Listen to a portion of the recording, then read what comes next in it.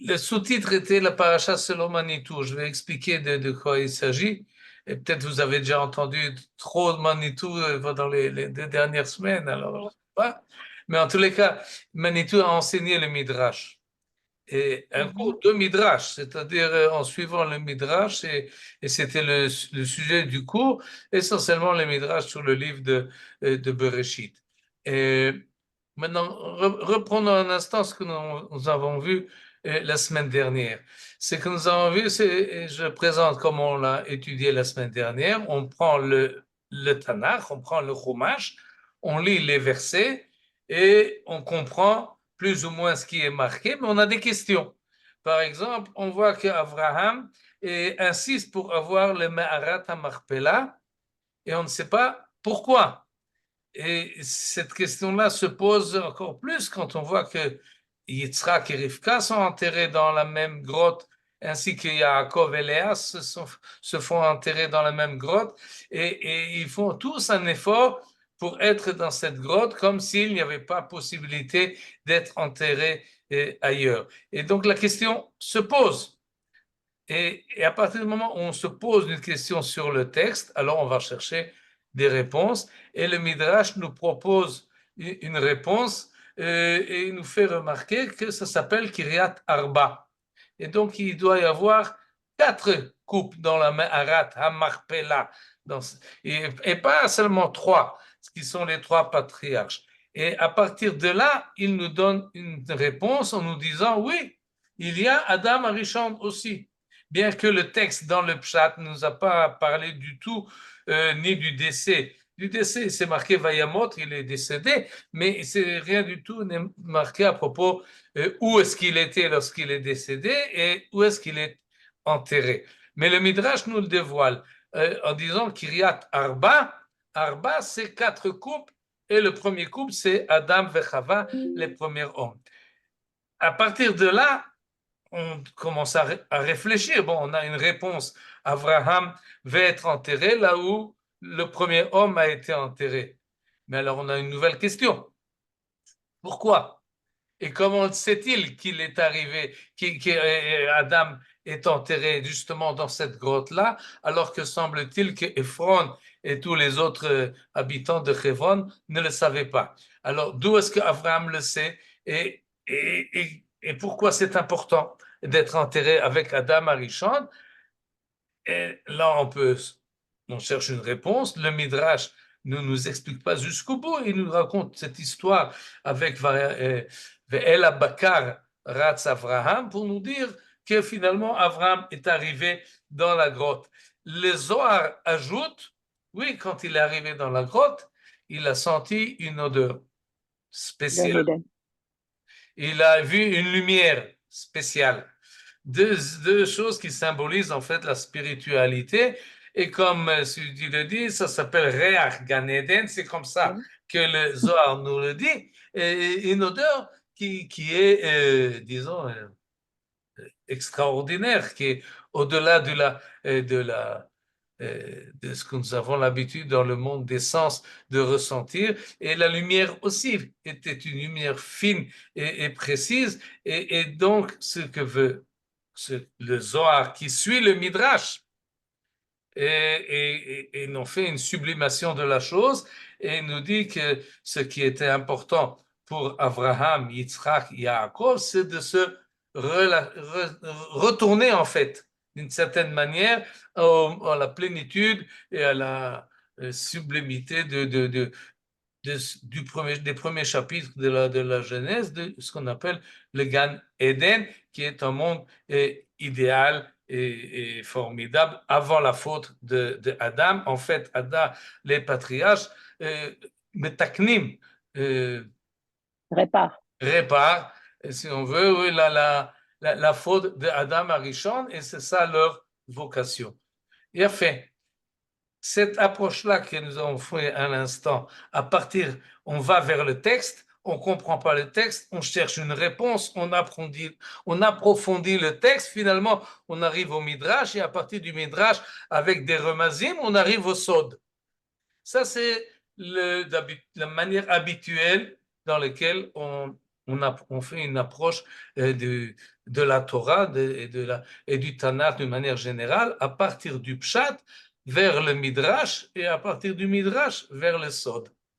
Vient un Manitou et nous dit, pas du tout, c'est pas du tout comme ça qu'il faut étudier le Midrash.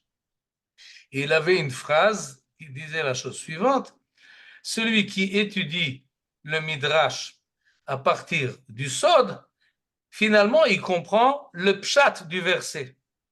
Autrement dit, il va dans le contresens de ce que nous avons dit à l'instant. Il faut partir de l'intérieur, pas de l'extérieur. C'est pas que nous nous plaçons en dehors du texte et nous essayons d'approfondir le texte qui est devant nous. Non, il faut revenir, il faut commencer. Disons, il faut notre recherche, notre approche, à partir de l'intérieur. On vient de l'intérieur de la chose, de la compréhension la plus profonde. Et à partir de là, à partir du Sod, une fois qu'on connaît les secrets, alors on comprend beaucoup mieux ce que le Midrash veut nous dire.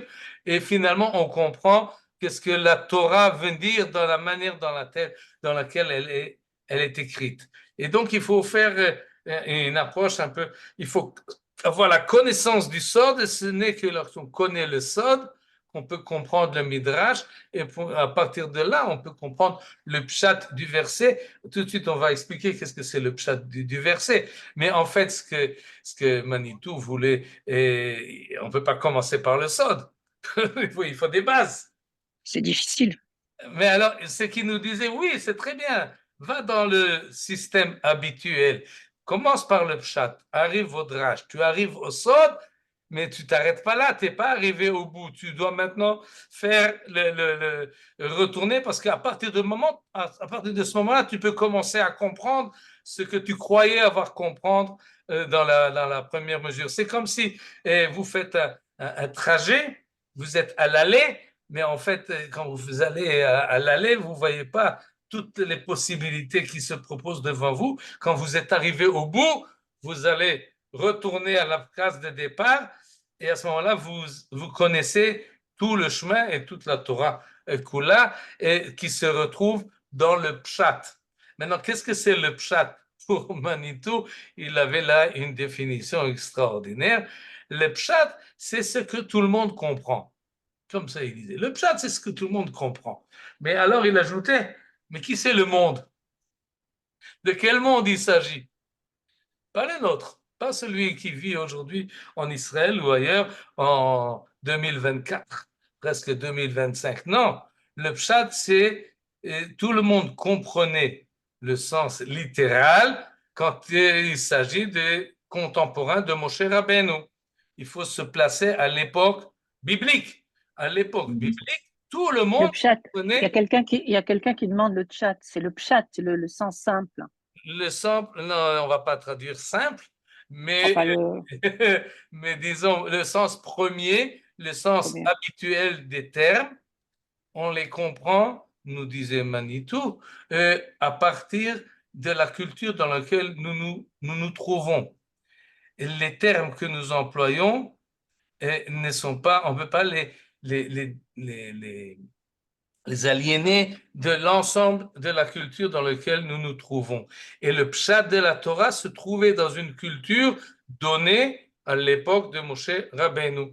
Alors lorsque Moshe Rabbeinu dit, par exemple, Vi'item li ce goût-là, tout le monde a compris. Parce que c'était des notions qu'il connaissait et qu'il comprenait. Lorsque Moshe Rabbeinu leur dit, Vayomer Hashem el Moshe le mort. Ils ont compris. Nous, on ne comprend pas. On se pose des questions. Quand c'est marqué Gan Eden, dont on vient de parler, on ne comprend pas. Mais à l'époque de Moshe, ils ont compris. C'était le pshat du verset, c'était le sens premier du verset. Ils comprenaient. C'est comme si aujourd'hui on emploie des termes, disons, démocratiques. La démocratie, tout le monde connaît, tout le monde emploie. Si vous allez parler à l'époque de Moshe Rabbeinu de démocratie, ils ne comprendront pas, ils ne savent pas ce que c'est. Qu'est-ce que tu racontes là? Ça n'existe pas. C'est pas il faut employer beaucoup d'imagination et tu ne sais pas si ce que tu imagines est vrai ou pas. Et donc, tous les termes que nous employons, même les termes triviaux, comme disons le train. Le train, on comprend, tout le monde sait ce que c'est un train, parce que nous vivons dans une culture où il y a un train. Mais si on passe dans le tunnel du temps et on arrive, je sais pas, même au XVIe siècle, on dit un train, personne ne comprend de quoi on parle. Ils s'imaginent des chariots tirés par des chevaux au maximum. Donc tous les termes de la Torah sont compris dans le pshat, dans la culture dans laquelle ils ont été parlés. C'est ce qu'on appelle le Shon HaKodesh. Et, parce qu'ils étaient dans une ambiance de Kedusha, parce que, comme ça nous dit Manitou, ils étaient à l'époque de la prophétie. Nous ne sommes pas à une époque de prophétie, nous sommes à une époque post-prophétique, et donc on ne comprend pas tous les termes. Et donc on ne comprend pas le pshat du verset. Et la plupart des mefarshim ne sont pas ils ne nous expliquent pas. Manitou disait, ce sont des traducteurs. Il nous traduit un texte pour qu'il soit relevanti, comme on dit en ivrite, pour qu'il soit réactualisé dans le langage que nous employons en galoute. Rashi, Ramban, Ibn Ezra, etc. Tout cela, ce sont des traducteurs. Ils lisent un verset qui avait un sens premier dans une époque donnée, et ils le traduisent dans les termes qui sont convenables dans une autre époque, pour que ça convienne. Ça, c'est ce qui explique le texte, ce sont des traducteurs. Mais le Midrash a été écrit et prononcé et enseigné par Chachamenu Zichronam Livracha, qui eux vivaient à une époque post-prophétique, mais ils avaient le Ruach HaKodesh. Ils avaient ce sens de la Kedusha.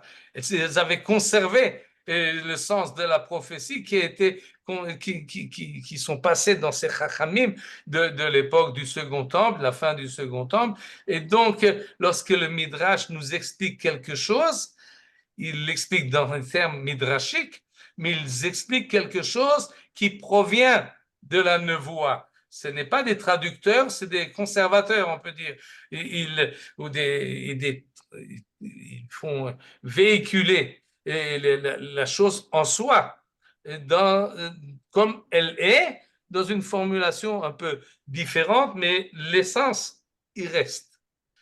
Et la même chose pour les Mekoubalim, d'après les Mekoubalim, et Manitou en fait partie, ce n'est pas ils sont montés des grades de l'extérieur à l'intérieur et du bas vers le haut. Non, ils ont reçu, Mekoubalim, ils reçoivent la tradition des Nevi'im.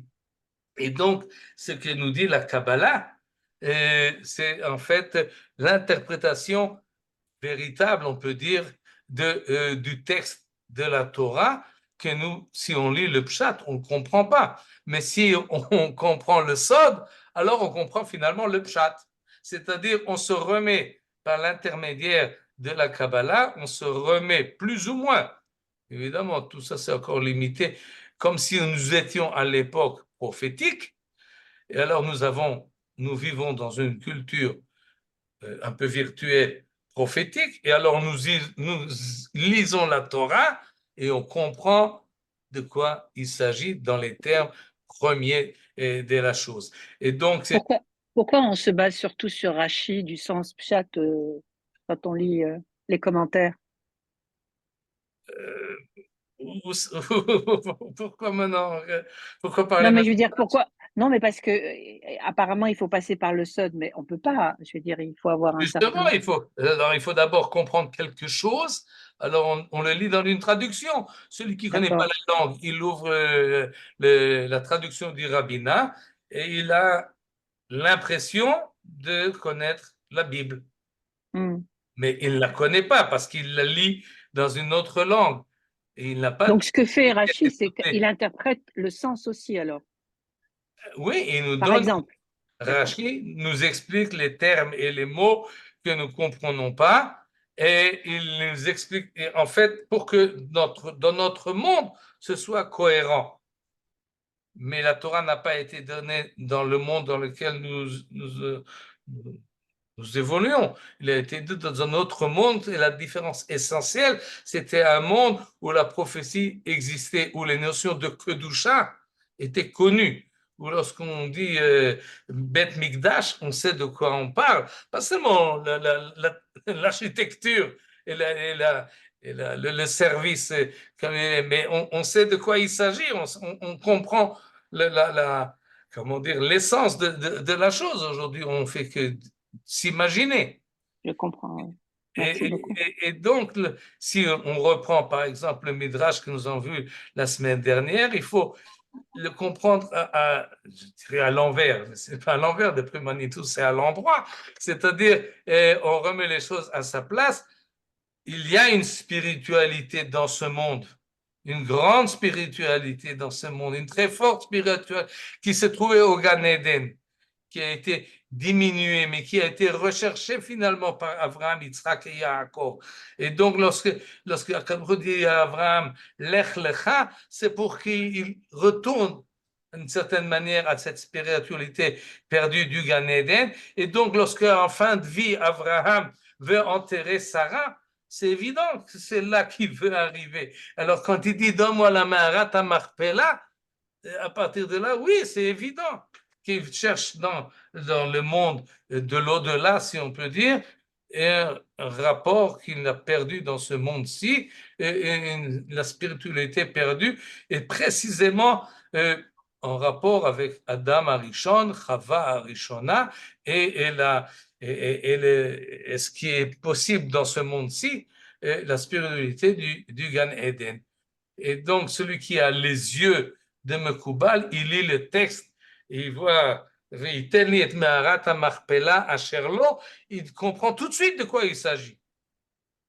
Parce qu'il sait que c'est Abraham, il sait ce que c'est Adam Arishon, il sait ce que c'est Gan Eden, et il comprend donc, c'est évident. Quand il demande, je cherche un tombeau pour ma femme, il comprend tout de suite. C'est pas comme tout un courant des mortels qui a besoin d'être enterré quelque part. Non, c'est Abraham Avinu. C'est autre chose, plus ou moins. Maintenant, on va passer à Parashat Shavua pour voir quand même deux midrashim de Parashat Toldot en espérant que c'est faisable. On a un pasouk. Le pasouk, c'est le premier verset de la parasha qui dit Ve'ele Toldot Yitzhak ben Avraham, Avraham olid et Yitzhak. Traduction du rabbinat. Ceci est l'histoire d'Isaac, fils d'Abraham. Abraham engendra Isaac. Et toldot Yitzhak ben Abraham, Abraham olid et Yitzhak. Évidemment, tout le monde comprend tout de suite qu'il y a un surplus, quelque chose qui pèse. C'est sans doute pour ça que Toldot a été ici traduit par l'histoire, comme s'il y a un grand titre. Voilà l'histoire de Yitzhak, et on commence par dire, c'est Abraham qui a mis au monde Yitzhak. Ça, c'est le pshat du verset, et tout de suite, on va voir le drash, le midrash qui nous dit quelque chose de très bizarre, un midrash que a interprété Manitou et qui est un peu long, c'est pour ça que j'ai du mal maintenant. Je vais le lire quand même, mais vous allez voir comment ça. Le Midrash commence de la manière suivante. Avram Nikra Avraham. Au début, c'est écrit sans Hey, ensuite il y a le Hey. Avram est appelé Avraham. Tout ça, on le sait. Et le Midrash préfère de citer un verset d'Ivrei Ayamim qui le dit explicitement Avram ou Avraham. Très bien. Continue le Midrash. Yitzhak nikra Avraham. Yitzhak est appelé Avraham. Ça, c'est déjà une grande nouveauté. Que Yitzhak est appelé Avraham. Et la preuve, c'est notre verset. Ve'ele toldot Yitzhak ben Avraham, Avraham. Si vous voulez, ben Avraham s'appelle Avraham. Ele toldot Yitzhak ben Avraham, Avraham. Évidemment, ça coupe le verset en 8 ou en 4, mais en tous les cas, Et ça veut dire Ben Avraham s'appelle Avraham. Continue le Midrash. Yaakov Nikra Israël. Ça, on le sait, parce que c'est explicitement marqué que son nom ne sera plus Yaakov, mais il sera Israël. Mais la nouveauté du Midrash, Yitzhak Nikra Israël. Yitzhak est appelé Israël. Où est-ce qu'on a vu qu'on appelle Yitzhak Israël? On n'a jamais vu Jamais. ça. Non, Et si, on a un verset. Et nous dit le Midrash, Ve'ele shemot bnei Israël abaim Mitzrayma, Yaakov. Donc Yaakov, il est Ben Israël. Ele shemot bnei Israël abaim Mitzrayma, Yaakov. Puisqu'on on inscrit Yaakov dans la liste des enfants d'Israël. Donc Yaakov est un enfant d'Israël, mais on sait très bien que Yaakov, c'est un enfant de Yitzhak.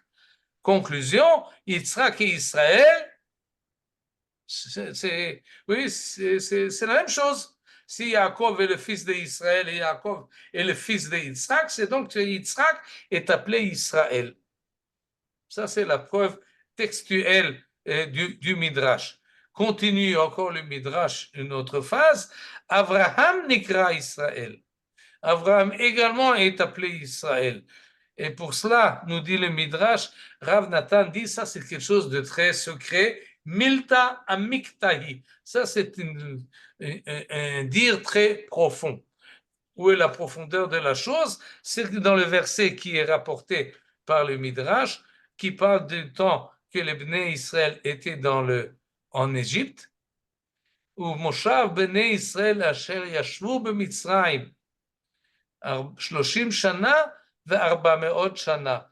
Nous avons parlé de cela l'année dernière avec le Ramban et Rashi. On ne va pas revenir là-dessus parce que ce n'est pas notre paracha, c'est paracha de Vaera, le chapitre 12 du livre de Shemot.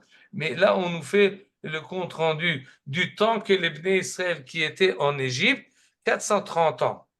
Mais ils n'étaient pas 430, ils étaient seulement 210, nous disent tous les commentateurs. C'est pour cela qu'il y a une version parallèle qui nous dit la chose suivante. Moshav bnei Israël asher yashvu b'Mitzrayim ou be'eretz Canaan ou be'eretz Goshen 30 shana ו400 shana.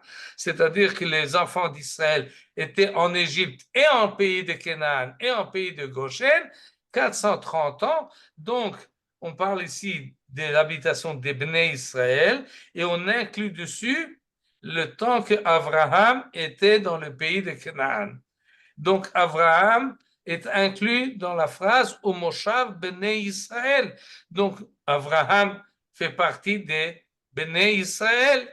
CQFD, c'est ce que nous voulons prouver.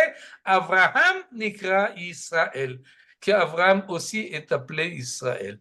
Ce midrash-là, d'abord, il faut le lire, vous ne l'avez pas en face des yeux, alors c'est un peu plus compliqué, mais et si vous, je vais voir si finalement, non, toujours pas la main, alors, mais qu'est-ce que vous nous dit là, le Midrash?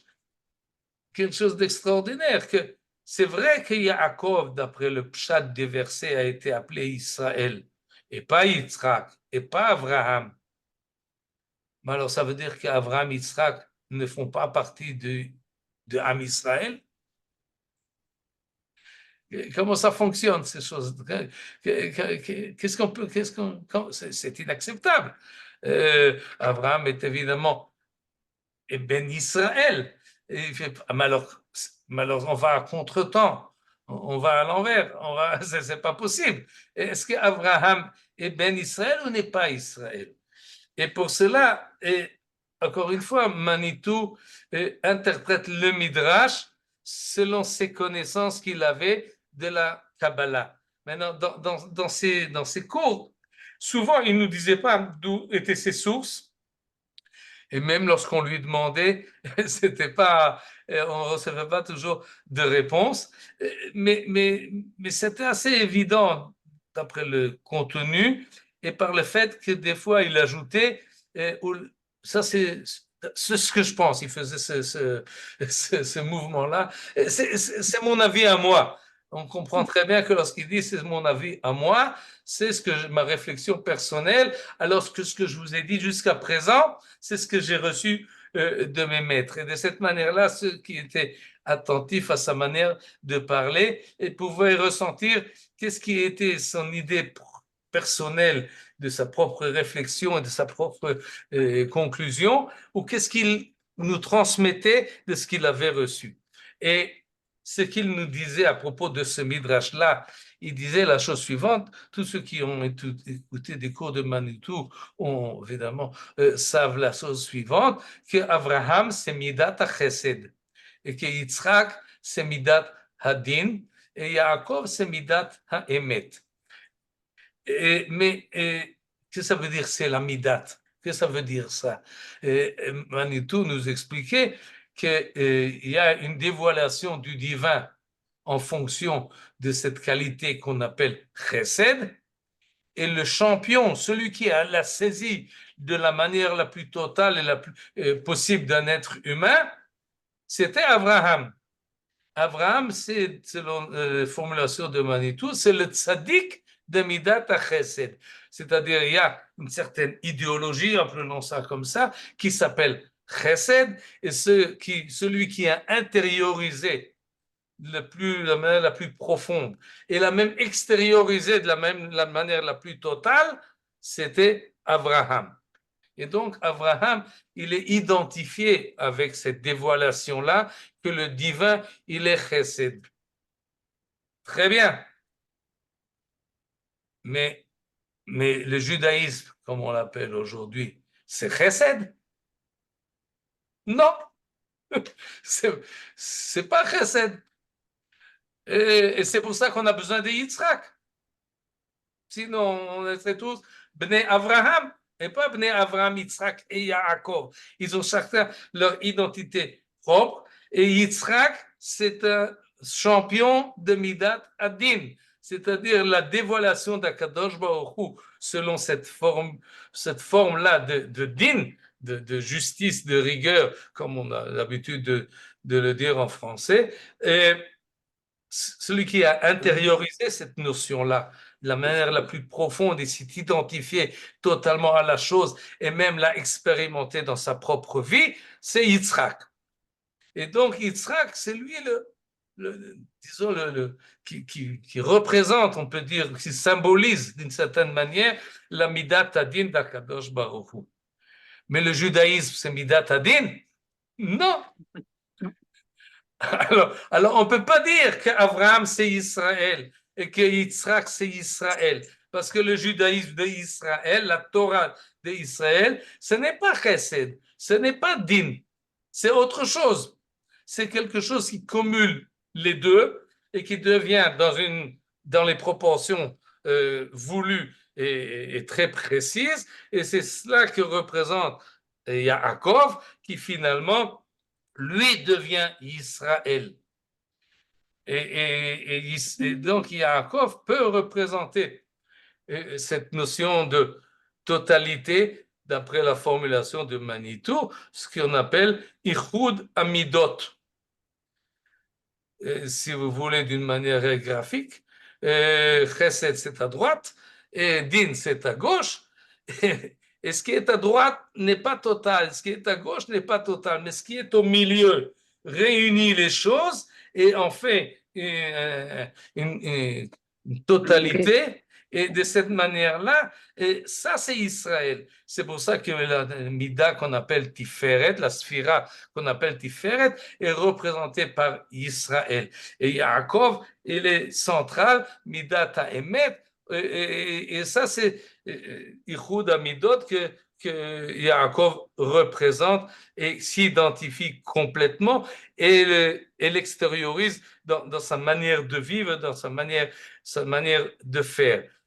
Mais, ajoute, ça c'est donc, ajoute Manitou à partir du Sod, à partir du moment où Yaakov, qui est le fils de Yitzhak, qui lui-même est le fils d'Abraham, ce ne sont pas trois personnages qui n'ont rien à faire l'un avec l'autre. Un mène à l'autre. Le chesed d'Abraham entraîne Moshe la présence de Yitzhak. Et la présence de Yitzhak mène à la présence de Yaakov. Ils sont liés l'un à l'autre. Et en fait, Yaakov est la continuation évidente de Abraham et de Yitzhak, et c'est lui qui arrive à formuler ou à fixer les choses d'une manière la plus finie, mais on ne serait jamais arrivé à Yaakov sans passer par Yitzhak et sans passer par Abraham. Et donc, à partir du moment où il y a Yaakov et qu'il existe et il se trouve il est représenté sur terre ou Bichlal, à ce moment-là, on peut dire rétroactivement, mais ce qu'il a reçu de Abraham et ce qu'il a reçu de Yitzhak font partie d'Israël.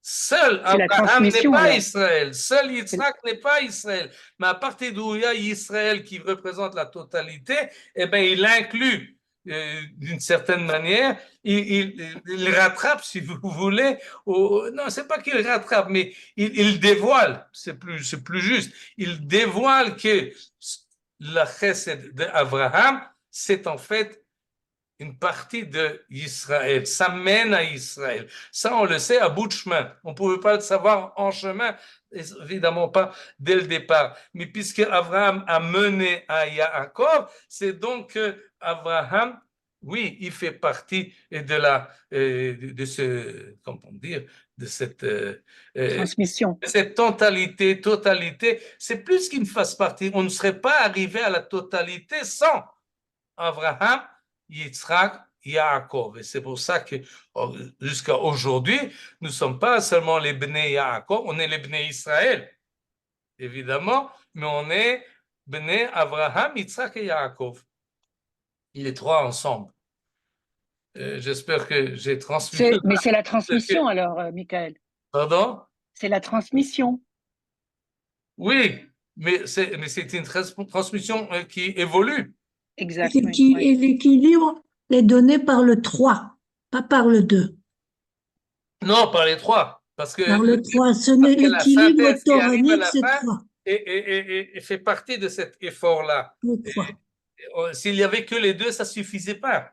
Il faut synthétiser dans une proportion exacte et dans une formulation très précise. Alors oui, Hachem Echad, sans exagération, ni d'un côté, ni de l'autre.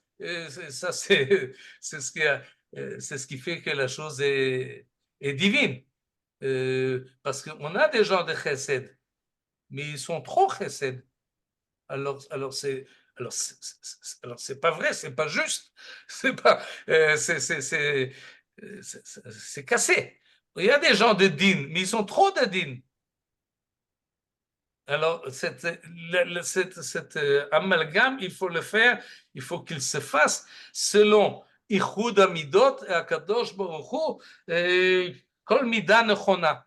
Comme ça, on dit dans les piyutim de Yamim Noraim, Kol Mida Nechona. Et c'est des précisions divines et que nous ne pourrons pas évidemment comprendre et assimiler, mais c'est cela que finalement représente Israël. Quand on parle d'Israël, cette volonté, cette aspiration à cette unité globale. Et je reviens maintenant, vous ne l'avez pas devant les yeux. J'ai une petite question là par rapport à Toldot.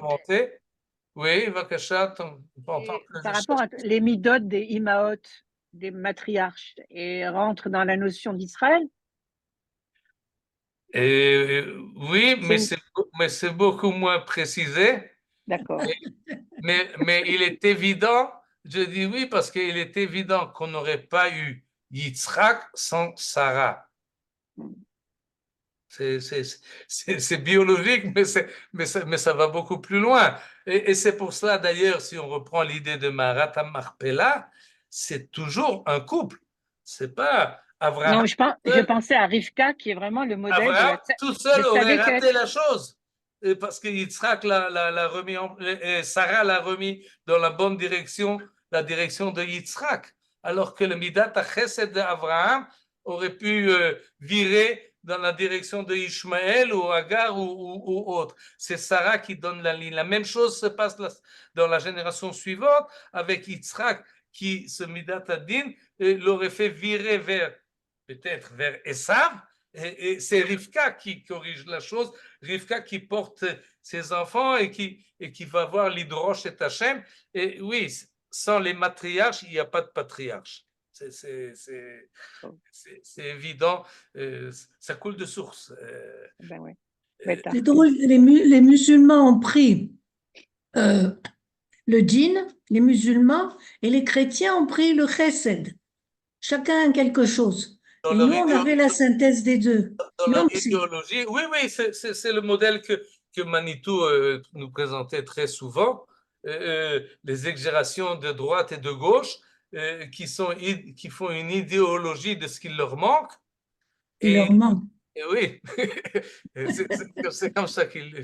Et ils l'ont fait avec excès, en fait. Et alors, ils le font avec excès et ça détraque tout le système. C'est-à-dire, mais ça, oui, c'est ce que Manitou nous enseignait, mais je vais conclure ou en tout cas ajouter la chose suivante, le Midrash un autre Midrash, mais qui va dans le même sens et que Manitou rapportait à ce propos-là.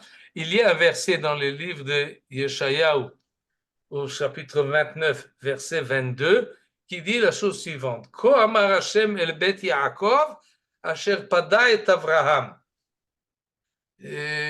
C'est-à-dire, ainsi parle Akadosh Baruch Hu, l'Éternel, à la maison de Yaakov, asher pada et Avraham. Akadosh Baruch Hu qui a sauvé Avraham.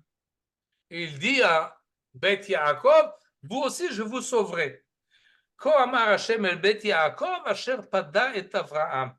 Ça, c'est le pshat du verset. Akadosh Baruch Hu s'adresse à la maison de Yaakov en se présentant d'être celui qui a sauvé Abraham. Mais nous dit le Midrash lit le verset différente. Ko amar Hashem el bet Yaakov asher pada et Avraham. Yaakov pada et Avraham. Yaakov a sauvé Abraham. Et le Midrash dit même plus, ça ressemble à quelqu'un qui avait un procès devant le roi à l'époque de la royauté. Et le roi était prêt à mettre à mort celui qui était là devant lui accusé, mais est arrivé un astrologue qui dit au roi, le chuchote dans l'oreille, tu sais, celui-là, j'ai vu dans les astres qu'il aura une fille qui se mariera avec ton fils. Ah, dit le roi, eh ben, non, si c'est comme ça, ne le mettez pas à mort. Qu'est-ce qui a sauvé cet accusé? Pas ses mérites personnels, mais les mérites de ses descendants qui ont justifié la présence et l'existence de leur ascendant. C'est-à-dire, d'une certaine manière, les générations suivantes justifient les générations précédentes. Et ça, c'est l'idée du Midrash, qu'on peut l'élargir d'une manière beaucoup plus large, en justifiant en fait beaucoup de générations, sans doute aussi la nôtre, qui ne se justifiera uniquement parce que la génération suivante sera meilleure, amènera l'humanité à son avènement. Et donc, où est notre place à nous? Pourquoi nous avons existé? Ben pour nos enfants et pour nos petits-enfants, et peut-être pour nos arrière-petits-enfants. Cette idée-là qui est très optimiste finalement, que les générations vont en s'améliorant. Mais Manitou prenait ce midrash-là pour revenir justement à l'idée qu'on vient de dire. Yaakov, Pada et Avraham. La midat chesed d'Avraham toute seule, elle n'est pas idéale, elle n'est pas à sa place. Celui qui la sauve, lui donne sa raison d'être, lui donne sa légitimité, c'est Yaakov qui insère cette notion de chesed d'Avraham dans une totalité et dans un système cohérent et équilibré. Et à ce moment-là, oui, il y a besoin du chesed d'Abraham. On avait besoin d'un tzaddik shel midat hachesed. On a besoin de l'amener à son maximum. Oui, on avait besoin de cela. Mais si elle est unique dans son maximum, ça ne marche pas, c'est pas bon. Mais à partir du moment où elle est équilibrée avec Midat Adin et elle arrive à Midat Emet, à ce moment-là, formidable, alors c'est ce qu'on appelle Israël. Et si j'avais là, pour vous montrer les textes, peut-être on va le faire Alors, quelle est la Tiferet? la semaine prochaine. La Pardon? Tiferet. Oui, Parce que L'harmonie. Emet et Tiferet, ça c'est la même chose? oui. L'harmonie. Emet, Tiferet, Israël, c'est des terminologies que vous trouvez dans la. Tiferet, ça veut dire la beauté et Emet, c'est la vérité. Je vois pas la relation. L'harmonie. L'harmonie, c'est mieux, oui. La vérité, dans ce sens, quand on dit Titen Emet le Yaakov, c'est un équilibre des valeurs. La vérité Tiferet? est toujours un équilibre des valeurs. Et la Midat Tiferet, elle est centrale dans l'arbre imagé du monde des Qu'est-ce sphirotes. qu'elle veut dire? Tiferet, c'est beau, la beauté, La splendeur. splendeur. Alors c'est Oui, l'esthétique et mais la vérité. Suzine a dit l'harmonie, c'est mieux. La splendeur n'existe. Qu'est-ce que c'est? C'est la notion kabbalistique, la splendeur.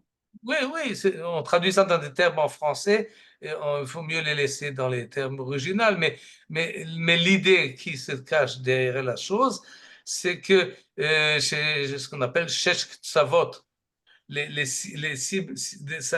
Tiferet elle ramène les 6 points et fait une cohérence entre des valeurs qui sont absolues, mais qui sont précises. Alors qu'il faut en faire un amalgame et dans cet amalgame-là, elles retrouvent tous sa place idéale, pas en soi, mais en fonction du système général dans lequel on se trouve. Les Havdil Elef Avdalot, vous pouvez avoir un très bon footballeur. Oui, disons le meilleur, Lionel Messi. Il est formidable. Mais finalement, il fait partie d'une équipe de 11 joueurs. Si vous le mettez tout seul sur le terrain, il n'arrivera jamais à faire ces exploits qu'il fait. Et de cette manière-là, même celui ou celle ou toute idée qui est amenée à son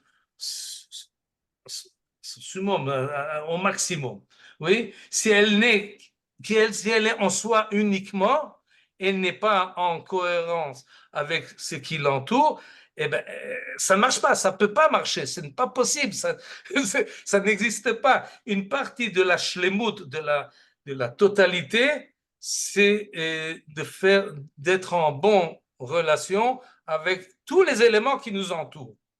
Évidemment, nous avons des possibilités limitées, mais Etzel Akadosh Baruch Hu, en tout cas dans le monde des sphirotes qui se divisent en 10, l'essentiel finalement c'est le Ached, c'est Ichud Amidot.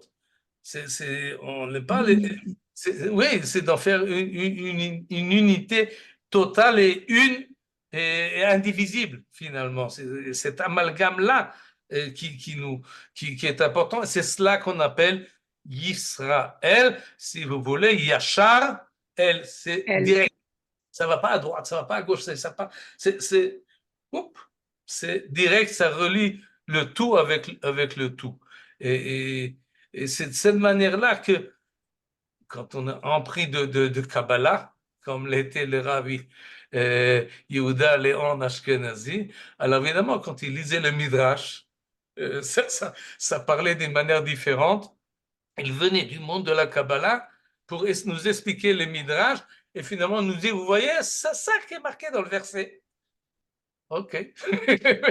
Mais pour ça, il faut être Manitou et il faut être. Ouais, on n'a pas cette madriga. Et nous, on répète ce qu'il nous a dit, mais quand on étudie le Midrash, il faut des fois se rappeler que ça replace le Midrash dans le Pardes. Pshat, Remesh, Drash et Sod, c'est quelque chose de total et il faut voir comment ça Le s'articule. Midrash, c'est plutôt le Drash, non? Alors, Vous n'avez pas compris? le Midrash, ça correspond plutôt au Drash dans l'idée de Pardès. Évidemment. Bah oui. Drash, oui. Ça vient de Midrash. Oui, d'accord. Midrash, c'est Drash, oui, évidemment. Mais, mais on peut partir du Pshat et arriver au Drash tel qu'on va le faire finalement la plupart des fois.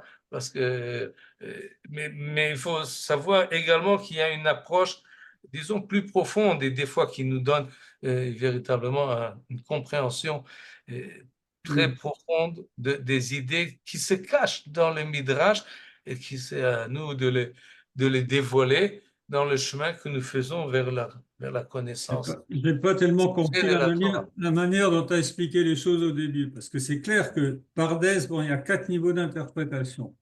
Le Pshat, c'est le Pshat, Abraham, Yitzhak et Yaakov, et le fils de l'un et de l'autre, etc. Oui, Après, le Drash vient dire d'autres choses, mais ça contredit pas. C'est une autre manière c'est un autre niveau d'interprétation, c'est tout. Et si on commence à C'est plus mélanger- amok. Non, mais oui, mais d'accord, mais si on Profond. commence à mélanger le Pshat et le Drash, on sait plus. Enfin, moi, ça m'embrouille complètement. Je sais plus où j'en suis dans tout ça. Je veux dire, non, je veux dire, si on fait du Drash, alors on peut pas dire en même temps, c'est pas la même chose que. Bien sûr que c'est pas la même chose. non. Mais Et ça contredit pas. Ça j'ai contredit. bien compris ce que tu dis là. Ouais. Chaque niveau a son système de lecture et sa grammaire, en fait, d'organisation. Oui. Tu lis le Pshat, c'est différent comme méthodologie que la lecture du Drash. C'est évident. Et si on fait du Sod, c'est encore autre chose. Oui. Mais ils sont reliés l'un à l'autre. Et c'est de cela qu'on vient de parler. C'est-à-dire, le Midrash tient compte du Pshat, ou plus exactement, on peut faire cette approche dans un sens ou dans l'autre sens. On peut partir à partir du Pshat. Et lorsque j'ai pas compris des choses qui sont seulement, parce que le texte n'est pas entièrement cohérent, on peut se demander pourquoi c'est écrit de cette manière-là. Alors le Midrash nous donne une réponse. Et le Midrash, si on approfondit le Midrash, on arrive à des notions qui sont du monde, du sort, du monde mystique, qui provient du monde Elion, en haut. supérieur. Mais Oui, ce que je je voulais suis dire d'accord, aujourd'hui, donc les choses sont rattachées l'un à l'autre par oui, cette je suis d'accord, il n'y a intellectuelle. pas de problème. Et c'est clair qu'il y a une relation entre les choses. Mais si on commence à mélanger, on ne sait plus où on en Non, mélanger, c'est pas bon. Voilà. Et il faut étudier chaque chose selon sa méthodologie propre et seulement en deuxième stade, voir le chemin que nous avons fait et essayer de voir comment les choses s'emboîtent l'un dans l'autre. Et comme dans les enfants qui construisent Les Lego. non pas les Lego, les Oui, boîtes les trucs Ah oui, sur oui. l'autre, Ouais. on peut mettre les boîtes l'un sur l'autre, mais si on les renverse, on met les boîtes un dans l'autre. Et en fait, c'est ces deux systèmes-là d'organisation, ou bien tu commences par le sod et tu dévoiles que ce sod-là, en fait, il est écrit dans les versets, dans les phrases que nous connaissons par cœur, ou bien tu vas à l'envers, tu commences par le trivial, par l'habituel, et petit à petit, tu t'élèves et tu progresses dans ton monde intellectuel. Bezrat Hashem, la semaine prochaine, nous commencerons à l'heure et nous pourrons également voir les textes en face des Mais c'était très bien, hein. Même sans le texte, hein. Toda Rabba. Non, il faut le texte. C'est vrai, tu as raison. Et pour ceux qui ont la mémoire visuelle, c'est mieux. Ouais, tout à fait. Il faut le texte. Toda Merci Rabba, beaucoup. Shabbat Shalom. Sinon, vous êtes Merci obligé de me beaucoup. croire, c'est pas bon ça. Oui, non. Merci beaucoup. Shabbos. Bye. Kol Tov, Shabbat Shalom. Shabbat Shabbat Shalom. Shalom. Shalom, shalom. Merci d'avoir visionné cette vidéo. Je vous invite à vous abonner à notre chaîne InMode pour plus de replays, de conférences, de cours, d'interviews. Cliquez sur le bouton juste ici et vous êtes abonné à l'InMode. À très bientôt.